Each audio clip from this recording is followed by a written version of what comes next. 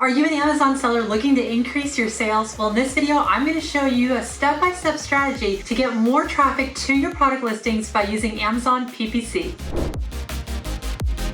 I'm going to walk you through setting up advertising campaigns in your advertising console in Amazon. Now, this video will be most helpful if you haven't created any ad campaigns, or maybe you've paused your Amazon advertising but are now ready to start working on growing your sales but need a little bit of help of where to start. So this is just going to be a beginner tutorial where I can show you how it just takes a few minutes to set up and create a new sponsored product ad campaign. This video will equip you with what you need to do to get on that path that you're wanting of more sales growth. First things first, what is Amazon PPC? So Amazon PPC, or pay-per-click, is a type of ad paid on Amazon that really offers you a brand to promote your products and get in front of people that are shopping on their platform. And it allows brands to really create ads for your products within Amazon search results and on product detail pages. Amazon PPC is an important tool for sellers to really improve product visibility, get more traffic to their listings, control advertising costs, and ultimately boost sales on the platform. So there are three types of Amazon ads. The first is sponsored product. Now that's when you're promoting a single product and you appear in search results and on product detail pages. This is the type of ad that I will show you how to create a campaign for in this video. There's also sponsored brand ads. This is going to allow for the use of creatives like taglines and images and even video. And those ads are going to appear in search results that are really above the regular sponsored product, and they can show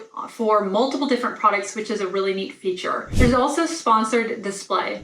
Now that's going to retarget previous visitors, even reaching to people that are off of Amazon, and they're showing really in highly visible places for your listings. And typically those tend to actually be the most expensive type of ads. So you do need to be careful monitoring if you have any types of sponsored display ad campaigns already running. So I won't dig into sponsored brands and display ads, but those are great campaigns to run if you have brand registry on Amazon. And remember, if you want to learn more about how to get brand registry, make sure to watch this video here and you can learn step-by-step how to do that. So within sponsored product ad campaigns, you will have to make additional choices. So there's going to be a targeting type that you're going to have to choose, so automatic or manual, and I'm going to show you one for each of this video. Then once you choose the targeting type, you'll then have to choose exact, broad, or phrase match. For the purposes of this video, I'm not going to go into detail on each of those, but those are options that you'll want to think through for your targeting type. So let's start by creating a sponsored product ad campaign using automatic targeting. Now, a very simplified way of explaining this targeting type is that Amazon's algorithm is actually going to choose keywords that they believe are relevant to your product. So this is really helpful if you want to learn from your ads on what leads to conversions and sales. Okay, so let me walk you through that.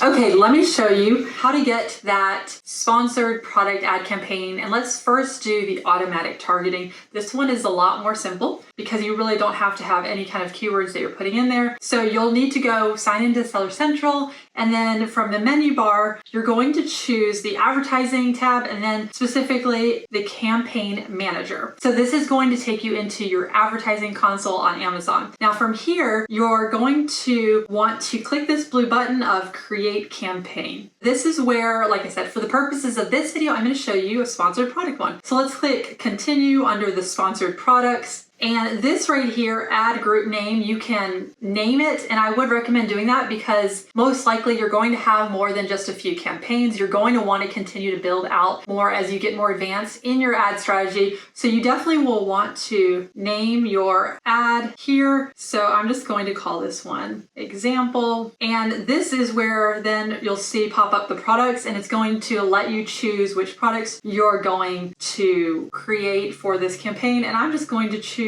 and click add here and we can see the products that were added. Now we've got the targeting type next. And this, like I said, for this part, I'm going to show you automatic. Amazon is targeting keywords that are similar to your product. Then you're going to have types of bids. So there's a default bid, and then there's also, you can set bids by targeting group. Remember, if you ever want to know more information, just click this little info button here and it will give you more information about what you're about to click on. When you choose, you can do it by targeting targeting group, or you can just set by default bid. For instance, if you're going for a close match for the targeting type, or loose or substitute, things like that, you can actually adjust your cost, your bid of what you're willing to pay essentially to win that impression for an ad. So set default bid, and I'm just going to leave it on this default just for the purposes of this video to keep it simple. Now there is a section here, as you can see, of negative keyword targeting. This for an automatic, unless maybe there's something you specifically know you don't want it to target, typically you're going to have an automatic campaign set up to really see what Amazon shows, like which keywords they put in front of people that end up, what you'll want to look into is what does get sales. So they may test some keywords that you end up finding out are costing a lot in clicks, but they're not converting. So if you already know those and maybe you already had ads ran in the past, you could add specific negative exact or even negative phrase matches for any kind of negative keyword targeting, but I'm going to leave that blank because I'm going to pretend that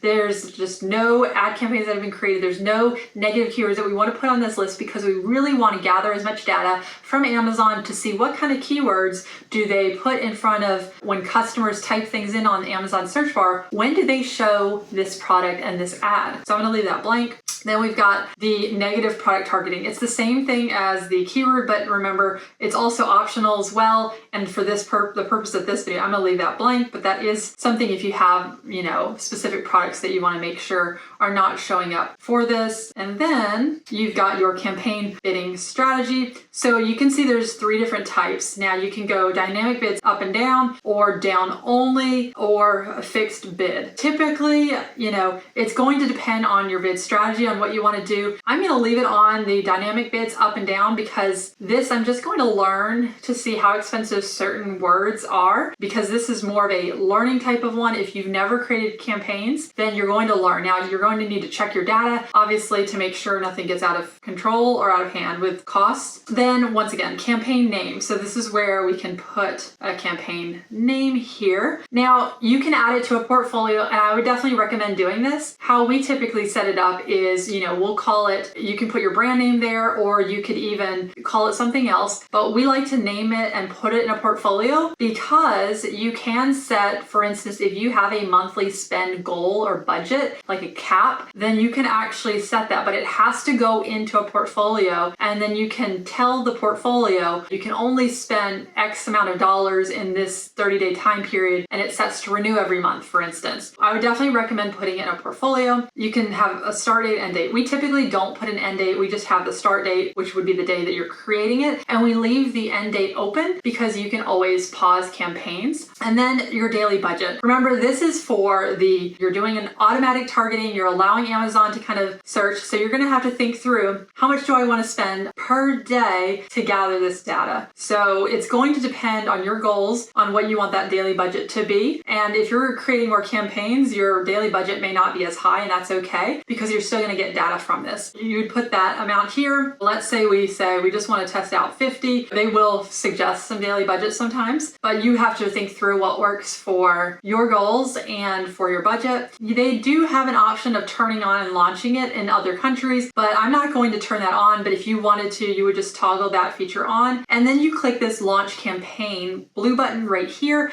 and that is it. That is the process for the automatic targeting. Very simple, very much to the point. Next, let's create a sponsored product campaign using manual targeting. So remember, manual means that you're going to be choosing which keywords you will be targeting. So in this, there's also a video I did on creating a winning product listing that you'll remember there was a step to create a keyword list based on relevant keywords for your product that's already getting searches every month on Amazon. You want to refer to that list if you've already created that for what you'll target. And you will want to already have a keyword list ready to go for this type of targeting. So let's go into how to do that. We are once again in the advertising portal. So I am going to, once again, it's going to be another sponsored product ad. So I am going to click continue under the campaign type. It's going to be a sponsored product. From here, you would name your ad group. Remember that group is actually within the campaign. We're going to scroll down here. You're going to choose the product once again. So I'm going to add a product from the product list, or more than one Amazon product as well. For this time though, I am going to choose manual. So I want to show you how it looks a little bit different. There's keyword targeting and there's product targeting. And in this video, I really want to focus in on the keyword targeting version, but you could also do what's called product targeting. So you're choosing which products you want it to target. You're choosing brands, things like that. But I'm going to do the keyword targeting. Now, it's interesting because if you haven't even done any research, maybe you haven't gotten to create your list yet, you will see that right away, Amazon is going to suggest specific keywords. They're going to look to see which keywords are going to kind of give you a suggested bid, things like that. And actually, if you see from this list, you can obviously enter your list. So you would just kind of have to put on every keyword that you want to do or keyword phrase, put it on a new line, and then you'll have to choose the match type here. Remember, this is a manual way of doing this, so it takes a little bit more time, but this is just for very simplicity's sake. Basically, we're just going to do this. Let's say that this, there's a keyword over here, and let's say I do want to do this, but I really like that specific keyword. I think would do really well. So I might want to add just the exact for that specific one.